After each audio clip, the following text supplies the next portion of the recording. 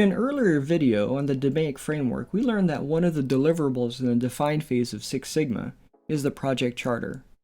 Today we'll learn more about that and how to create one. So, by the end of this video, you'll have learned what a project charter is and its elements. And you'll understand and be able to do proper DMAIC project documentation. One very important element in forming an improvement team is the development and acceptance of a project charter.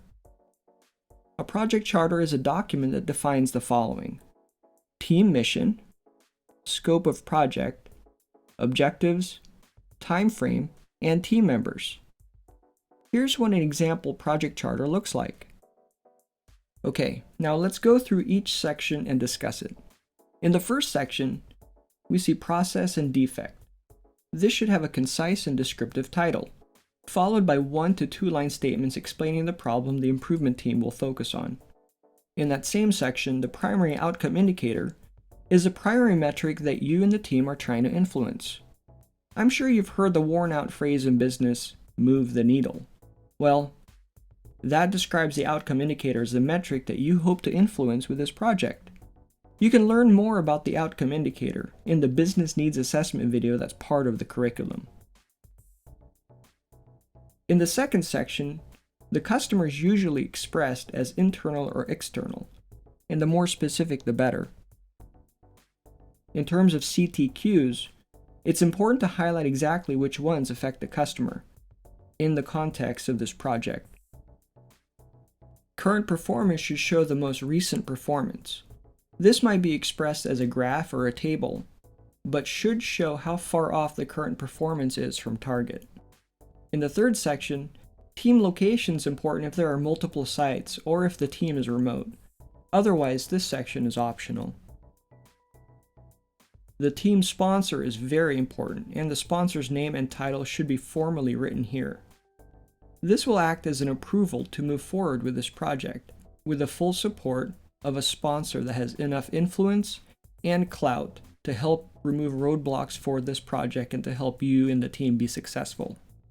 The team members section shows the team members, their roles, and their expected time contribution to this project. This area is important because most of these team members will have a day job, and involvement in this improvement project is in addition to their normal responsibilities.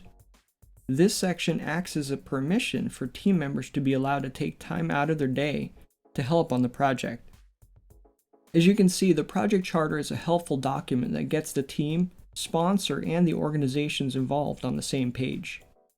Specifically, a charter has these benefits: eliminates any confusion, defines subject boundaries, identify areas that shouldn't be addressed, identifies deliverables of the project, provides framework for goal setting, provides access to necessary resources, and a good project charter can function as an approval for team members to take time away from their day jobs to focus on a Six Sigma Black Belt project.